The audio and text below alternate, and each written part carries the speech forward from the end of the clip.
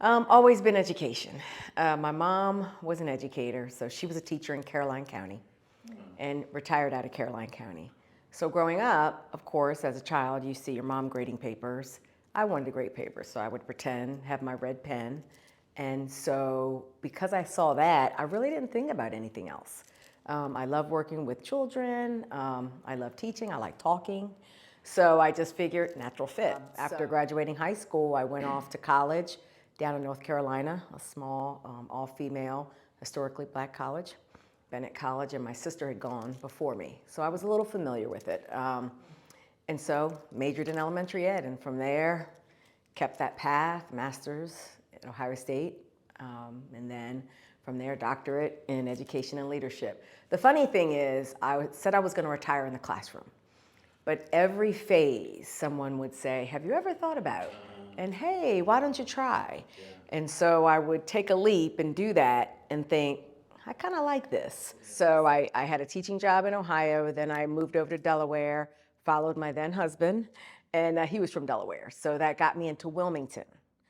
Landed a job, a second grade teacher. And then I came down through Middletown, leadership. That was my first leadership role. Assistant principal in Middletown, Delaware. A bedroom community that just is exploding. But it was good experience for me because I got to learn what it was to grow a school district, to build new school buildings, to go out and raise taxes and have meetings about tax referendums and all of that. So now I'm ready. I've been an assistant superintendent for 11 years. I feel pretty comfortable taking that leap to superintendency role. And so I'm learning really fast because Delaware and Maryland systems are very different. Some similarities, but mostly different. I mean, and with the blueprint, that adds an extra layer on top of a new budget system that, we're transforming into for the state of Maryland. So the crux of it, and I think the through line is that Maryland wants the best for Maryland students. And I don't think anyone can argue with that. And so what we're gonna have to do is to look at those pillars that encompass the blueprint and say, what are we already doing? Because when I look at it, I could point around to some things that are already in motion. And so it's looking at where else do we have to go to meet the requirements as pegged by.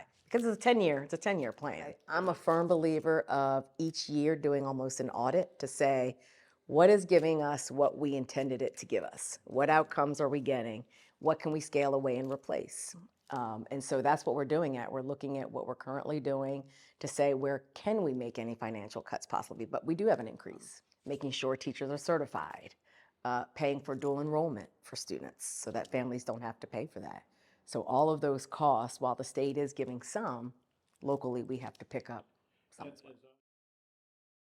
So what I've seen, we took a dip, but we're about 3 percentage points higher than the state as far as kindergarten readiness. As far as MCAP, which is the state test, it's not looking good. ELA is on top of math, which is always the case nationally. What I'm in the process right now is looking for a data system to capture both state and then local assessments. Because I'm a big proponent of, even though you have the state assessment that's happening, we get it back, what is it now, almost February, end of January. And so I want to look at those measurements that we have in-house, which we have a couple. We have measures of academic progress, which is a nationally normed test where we could see how students are each, in the beginning, in the middle, and in the spring. But I think COVID, it did take an impact on a lot of students. I know the state's saying this is kind of baseline, this is where we are, and then from this point move forward since we're out of COVID. But I'm always interested in what are we doing inside so we don't have to rely so much on waiting for the state to then start turning things around when we see the results. I'm thinking back when I was in school. We had our standard fire drills and tornado drills, but that is the number one thing. And we gave a survey out for our budget priorities. And besides, small class sizes, safety was one of the top priorities that the community wants to see. So what are we going to do about it? So for me, it's being transparent in our plans. What's our district level plan and what are the school plans? And do the parents know what do we do if something happens? Do they know the protocols? I think as far as discipline, because I hear that a lot too, And we're working on that right now, where I'm working with my student service staff in drawing out the student handbook. Right now it's in our website, but we're going to lift that out so that at the beginning of the year, we stand up in front of the class, the student body, we send to the parents and say, this is our handbook, whatever we're going to call it, code of conduct. These are the commitments that we're relying on, and the collective commitments we would like you to, commit to. And almost like a joint effort of this. So right now, there really isn't a cell phone policy. So what we've done, probably my first week on the job, I had a student email me about the dress code. So I thought it was great because I love student voice, and I'm glad. I said, first of all, I want to thank you for advocating for what you'd like to see. I'm all for it. So what we did, we surveyed the students about their dress, what they would prefer. We surveyed the parents, we surveyed the staff, and we surveyed the school board.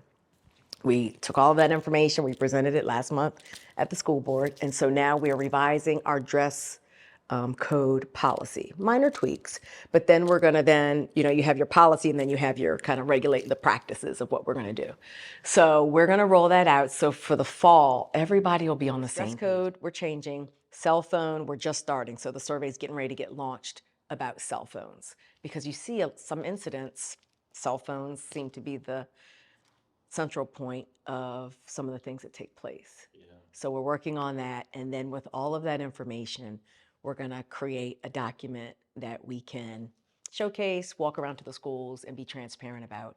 And I think additionally, our school climate survey. So the state did a school climate survey back in the spring. So that would have been spring 2022.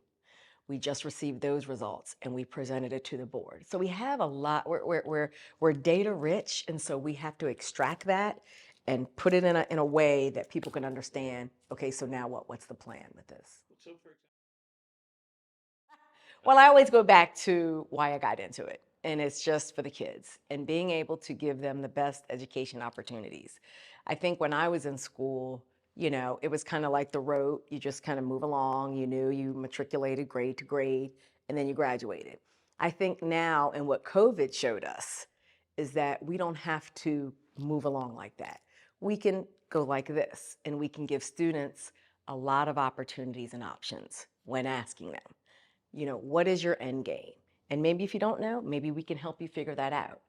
So, but I think along with it, you have to manage those challenges. And my role as a superintendent is to clear that path and to go out and communicate to the public, to say what we're doing, explain what the blueprint is and what it means for everyone, so that we can get back to educating students and giving them those options to have them set up for success.